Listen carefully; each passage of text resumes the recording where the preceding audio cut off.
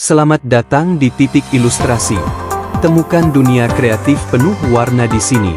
Kami berbagi ilustrasi, inspirasi, dan edukasi.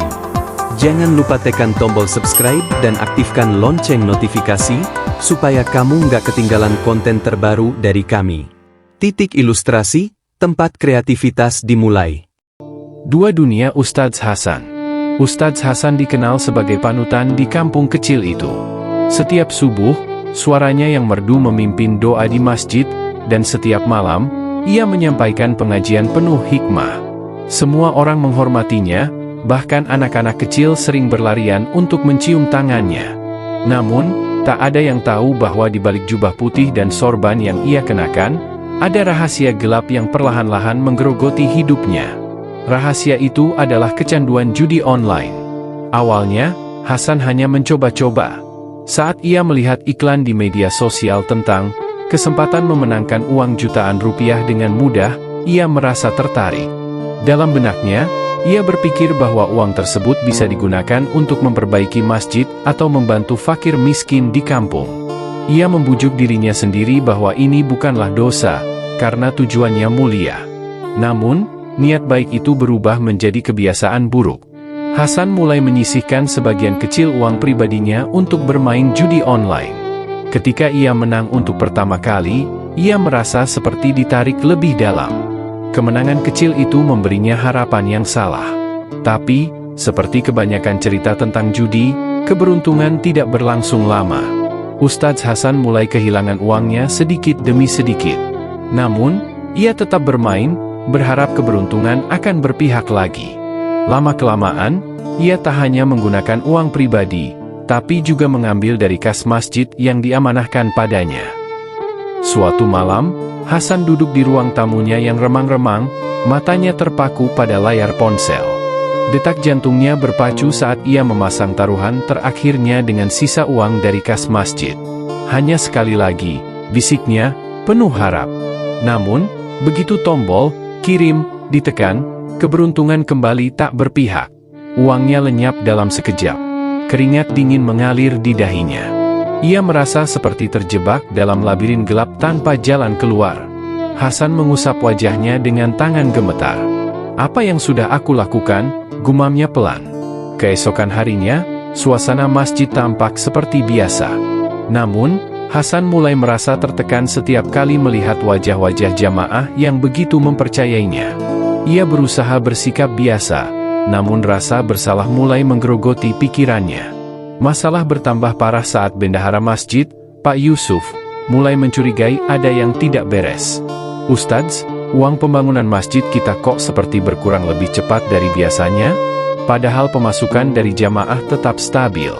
Hasan terdiam, merasa tubuhnya kaku.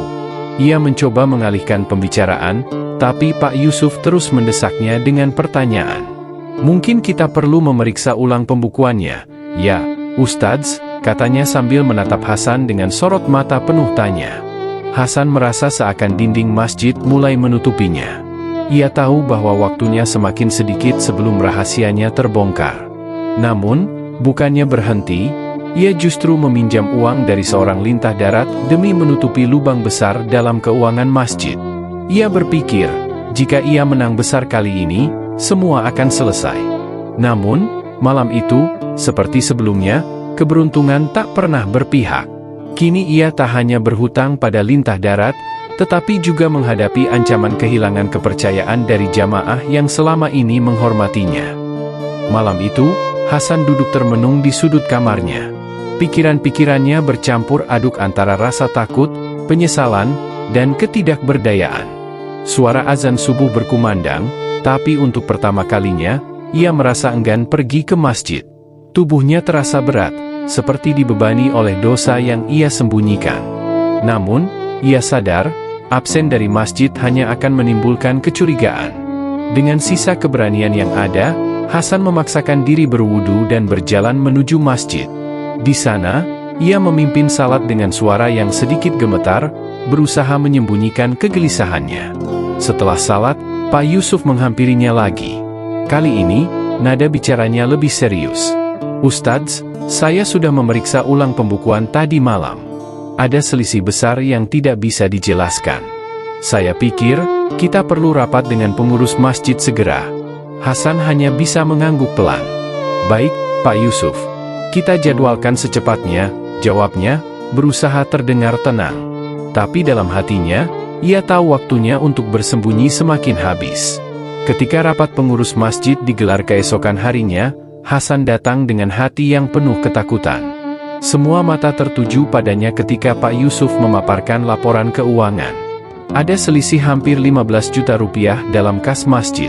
Kami belum menemukan dokumen atau bukti transaksi yang menjelaskan kemana uang itu pergi, katanya, menatap Hasan dengan sorot mata penuh harap agar ia memberikan penjelasan.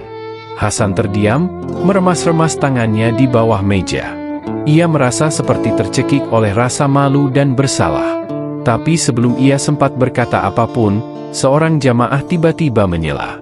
Pak Yusuf, maaf, saya dengar ada orang di kampung sebelah yang pernah melihat Ustadz Hasan main judi online di sebuah warung kopi. Apa itu benar? Tanyanya, membuat ruangan seketika sunyi.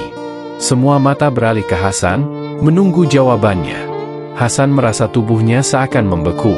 Ia mencoba mencari kata-kata, tapi lidahnya terasa keluh. Aku bisa jelaskan, katanya dengan suara bergetar. Namun, sebelum ia sempat melanjutkan, seorang jamaah lainnya berdiri. Ustadz, ini bukan hanya soal uang. Kalau benar ini terjadi, kita perlu mendengar pengakuan dari Anda langsung. Apa benar Anda terlibat judi?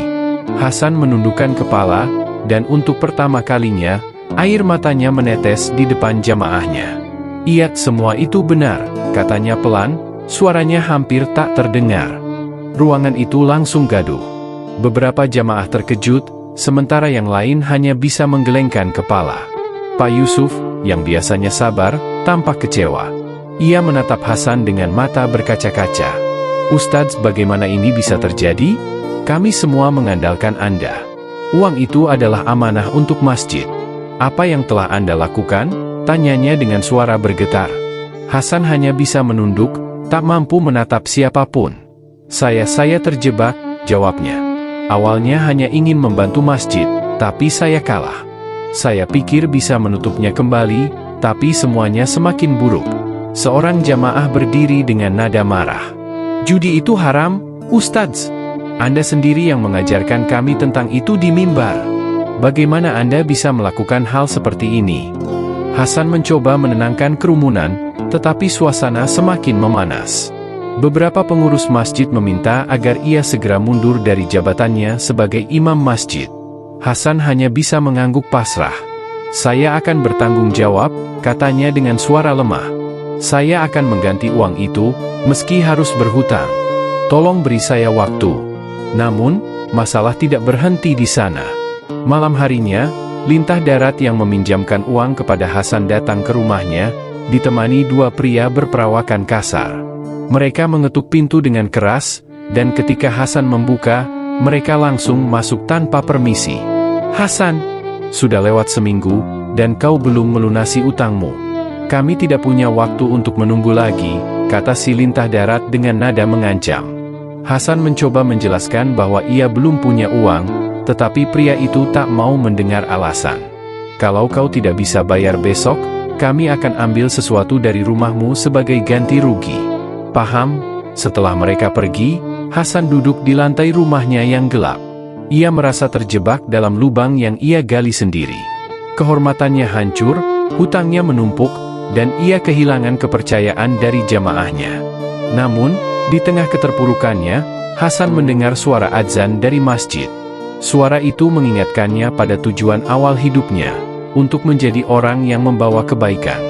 Dengan sisa kekuatan yang ada, Hasan bersujud di lantai, menangis dan memohon ampun kepada Allah. Mungkin aku sudah jatuh terlalu jauh, bisiknya dalam doa. Tapi tolong tunjukkan jalan keluar untukku. Keesokan harinya, Hasan memutuskan untuk berbuat sesuatu yang belum pernah ia lakukan sebelumnya, mengakui kesalahannya di depan jamaah secara terbuka. Ia tahu bahwa satu-satunya cara untuk memulai langkah perbaikan adalah dengan menghadapi kenyataan, seberat apapun konsekuensinya. Setelah salat maghrib, Hasan meminta izin untuk berbicara.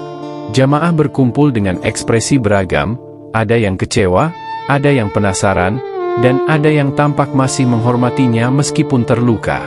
Dengan suara bergetar, Hasan memulai, "Saudara-saudaraku, hari ini saya berdiri di sini bukan sebagai ustadz kalian, melainkan sebagai seorang manusia yang penuh dosa. Saya telah mengecewakan kalian semua. Saya telah mengambil uang kas masjid, dan saya terjerumus dalam dosa besar, judi online." Ruangan kembali sunyi. Beberapa orang menghela napas berat, sementara yang lain tak bisa menyembunyikan rasa marah. Hasan melanjutkan, meski air mata mulai membasahi pipinya. "Saya tidak akan mencari pembenaran atas apa yang saya lakukan. Saya salah. Saya telah mengkhianati amanah yang kalian berikan. Namun, saya berjanji untuk mengembalikan setiap rupiah yang saya ambil, dan saya memohon kepada Allah untuk memberikan saya kekuatan agar tidak terjerumus lagi dalam dosa ini."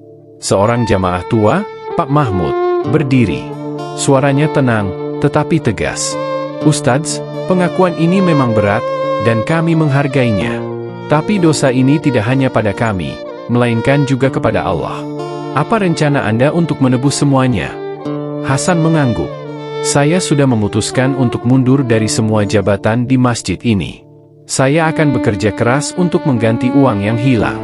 Dan untuk lintah darat yang menjadi beban saya sekarang, saya siap menjual barang-barang saya agar tidak ada lagi masalah yang merugikan orang lain."